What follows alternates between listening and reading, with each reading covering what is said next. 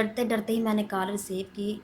जब मेरी कज़न ने मुझे ये बताया है कि आंटी को वॉमिटिंग में बहुत ज़्यादा ब्लड आ रहा है, तो यकीन माने उस वक्त मेरी जो कैफियत थी वो सिर्फ मैं जानती हूँ या मेरा खुदा जानता है। उस वक्त मेरा ऐसा दिल करे मैं दरवाज़ा खोल के फ़ौरन निकल जाऊँ और अपनी अम्मी को अपने गले से लगा लूँ, सीने से लगा लूँ और खूब सारा अपनी माँ से प्यार करूँ। कि माँ का रिश्ता कुछ ऐसा होता है। सारी रात मैं करवटें बदलते हुए बस यही मेरी ज़ुबान पे जारी रहा कि या अल्लाह मेरी माँ का साया मेरे पे कायम रख ले। Welcome to #Mauka.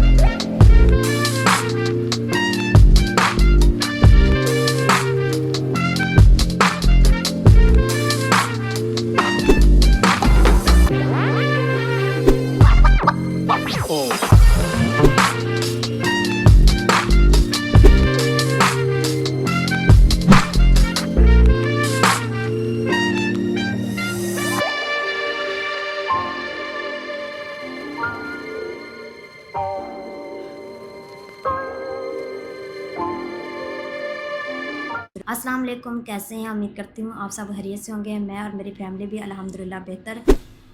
मैं अपनी अम्मी के हवाले से कुछ परेशान थी तो सोचा आपके साथ अपनी परेशानी शेयर करूँ। 12 रबीउल अव्वल से एक दिन पहले मेरी अम्मी बुखार में मुब्तला हुई और अब तक यही सिलसिला चलता आ रहा है। कभी बुखार उतर जाता है और कभी दोबारा हो जाता है। 4 से 5 रोज़ कबल अचानक मुझे रात के 11:30 बजे कॉल आई। दिल मेरा पहले से घबरा रहा था। कहते हैं ना कि अपनों को तकलीफ़ हो तो फ़ौरन एहसास हो जाता है। और डरते डरते ही मैंने कॉल रिसीव की। जब मेरी कज़न ने मुझे ये बताया है कि आंटी को वॉमिटिंग में बहुत ज़्यादा ब्लड आ रहा है, तो यकीन माने उस वक्त मेरी जो कैफियत थी वो सिर्फ मैं जानती हूँ या मेरा खुदा जानता है। उस वक्त मेरा ऐसा दिल करे मैं दरवाज़ा खोल के फ़ौरन निकल जाऊँ और अपनी अम्मी को अपने गले से लगा लूँ, सीने से लगा लूँ और खूब सारा अपनी माँ से प्यार करूँ। कि माँ का रिश्ता कुछ ऐसा होता है। सारी रात मैं करवटें बदलते हुए बस यही मेरी ज़ुबान पे जारी रहा कि या अल्लाह मेरी माँ का साया मेरे पे कायम रख ले। या अल्लाह मेरे वालिदैन को तंदुरुस्ती देना। या अल्लाह मुझे उनसे दूर मत करना। सारी रात मेरी तकरीबन इसी तरह गुज़रती रही। मेरे ज़हन से मेरी अम्मी की वो आवाज़ नहीं थी जा रही जब वो मुझे बुला रही थी। लेकिन अब अल्लाह ताला का शुक्र है कि वो वॉमिटिंग रुक चुकी है, लेकिन अभी तक बुखार में इसी तरह मुब्तला है। कभी उतर जाता है और कभी दोबारा हो जाता है। तो आप सबसे रिक्वेस्ट करूँगी कि मेरी अम्मी के लिए दुआ कीजिएगा। एक्चुअली मुझे भाई ने लेने आना था तो इसीलिए बस देर हो रही है, क्योंकि वहाँ पे भाई अकेला है, कोई दूसरा नहीं है जो अम्मी को डॉक्टर के पास भी लेके जा सके। तो बस यही परेशानी बनी हुई थी। रात को हम सब रेडी थे, लेकिन अचानक से मेरी अम्मी की तबीयत ज़्यादा ख़राब हो गई, फिर भाई मुझे ना लेने आ सका।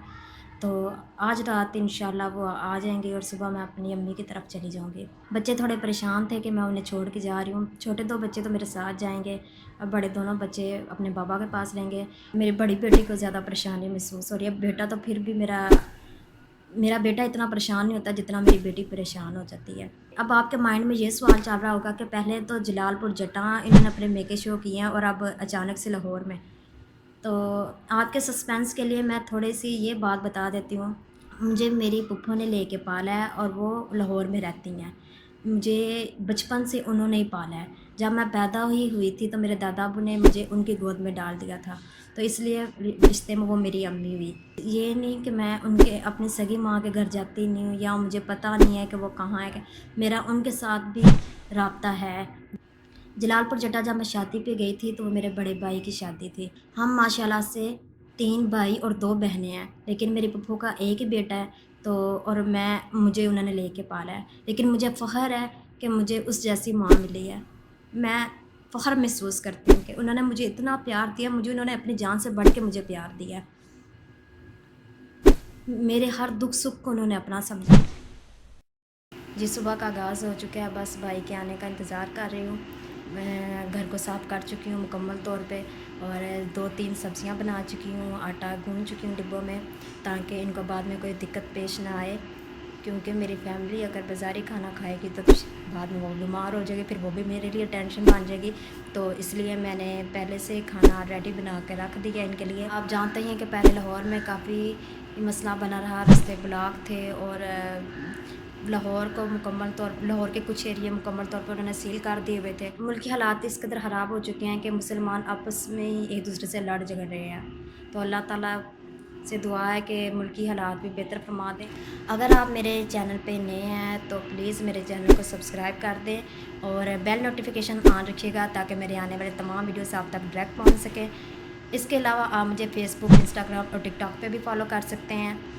अपना बहुत सा ख्याल रखिएगा और मेरी अम्मी के लिए भी ज़्यादा से ज़्यादा दुआ कीजिए कि अल्लाह ताला उन्हें जल्द सेहयाब कर दे। मिलते हैं अगले व्लॉग में, तब तक के लिए अल्लाह हाफ़िज़।